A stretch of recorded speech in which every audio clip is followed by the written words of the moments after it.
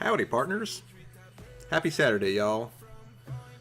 We're starting off the video with another happy doggy image to get you guys feeling good.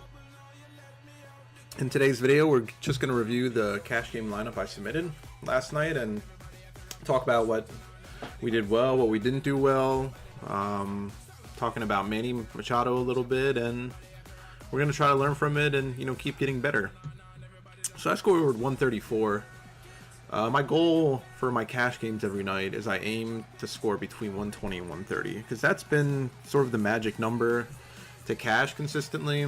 The number is probably going to need to go up a little bit just because we're in such a home run, heavy era, and that's going to definitely inflate the numbers. To cash in the big double up yesterday, you needed 153. So I mean, it was a little bit rough, but the important thing to remember is I was happy with my lineup. When I submitted it, I felt great. I felt confident.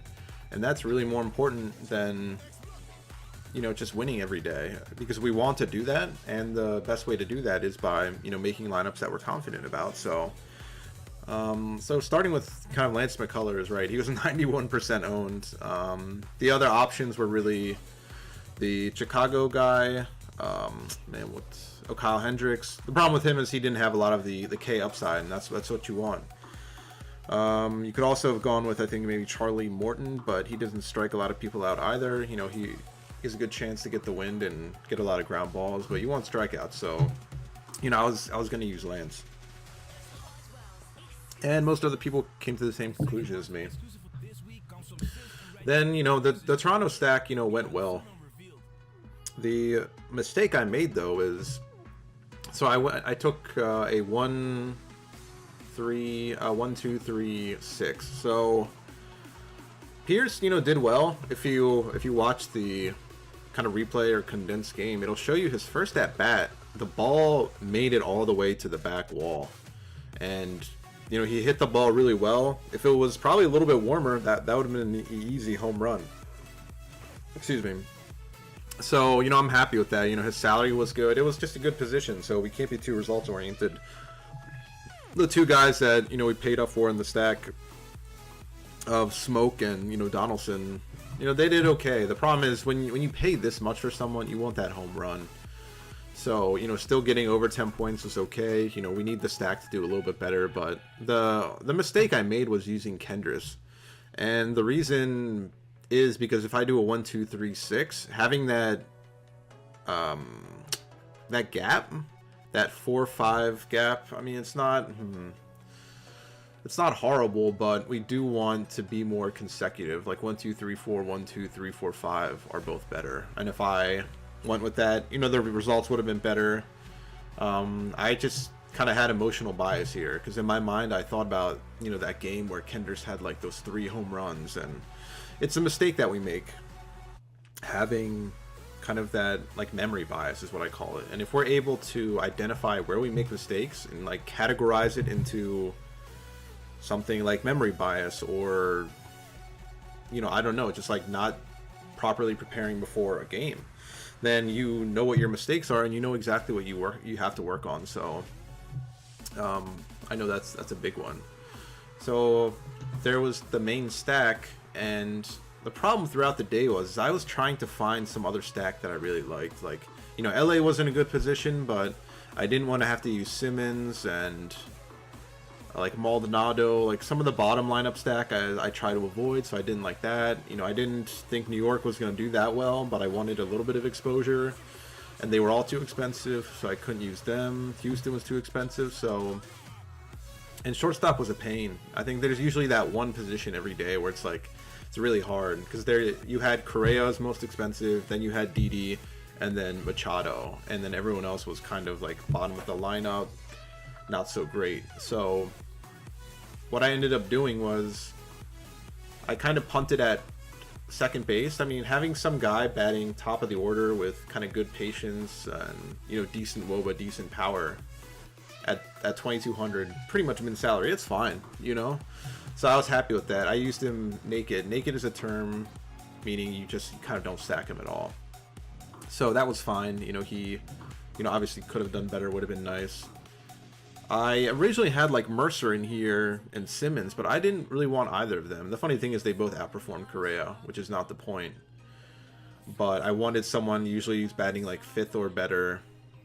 And, you know, Correa was in that spot, right? The thing with Perdomo was he's like a very, very heavy ground ball pitcher, which I tried to avoid. But, you know, Manny was the big person of the night. And I just missed him. You know, I flat out missed him.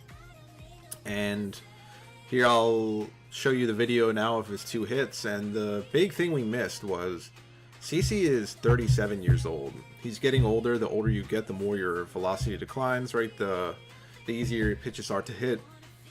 And I guess more importantly, people talk a lot about batter versus pitcher numbers. And when you think about it, right, if a batter goes up against the same pitcher, like in the same division, many times every year, they're going to see their pitch arsenal. They're going to know all the different velocities they have. So you would think that they're more likely to kind of get hits. And, you know, a lot of DFS kind of interviewers would ask the top players about this, and they all said the same thing. Is they all said that they just ignore BVP unless the sample size is large enough. And one of them said about like 50 at-bats, which that seems reasonable to me, because you think you get 40 at-bats in a game. I mean, yeah, you get 4 at-bats in a game, divided by 50, so you're looking at about like 12-ish games. So if we look at CC's numbers versus everyone, this incorporates yesterday's game. Manny, I checked yesterday, and he was at a 353 clip. And, you know, given his age, the velocity decline and everything, this was a good spot to use him in. And I completely missed it. I stopped looking at BVP numbers specifically because the numbers don't ever, like 50 at-bats, it takes a while, you know, and not a lot of, you know, players have that.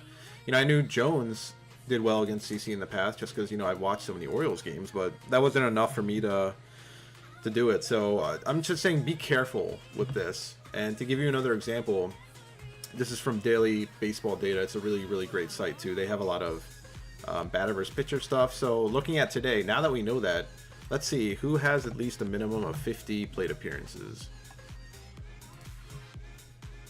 Okay.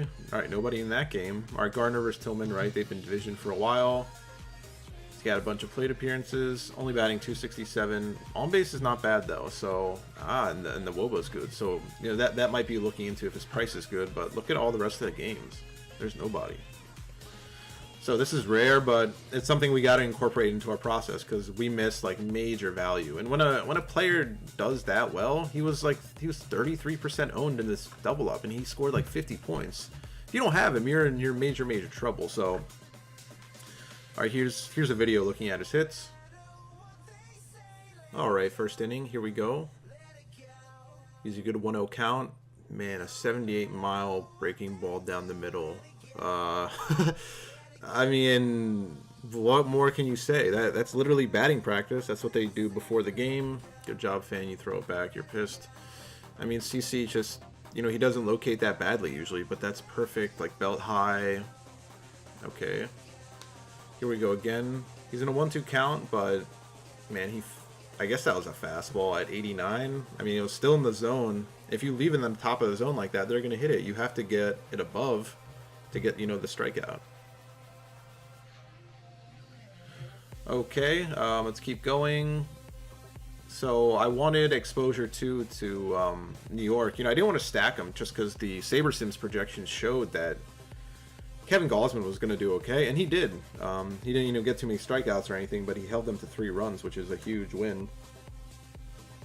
And Garner is a guy that he can get hits, he'll take the walks, and he'll usually steal bases. So I was expecting him to steal a base, but, you know, he still did fine, so this was good value for his price. And finally, I wanted exposure to that LA game too. The Oakland pitcher was so bad. I'm noticing all these, you know, pitchers that we're targeting just have bad command. Like, you know, Matt Moore too. He like walked, I think, 3 people in a row or 2 people in a hit. It was just, he was all over the place. And when he does that and he gets into that 3-0 count, he's forced to throw it in the zone, and boom, what happens? That's where you get the big hits. So, you know, I wanted Upton. I liked Upton.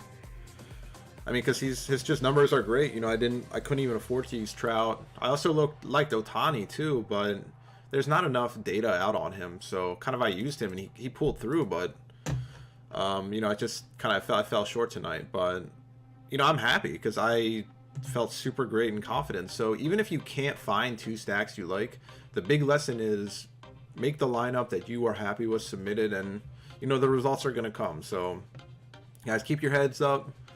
We're going to keep grinding. We're going to keep getting better, and yeah, enjoy your day.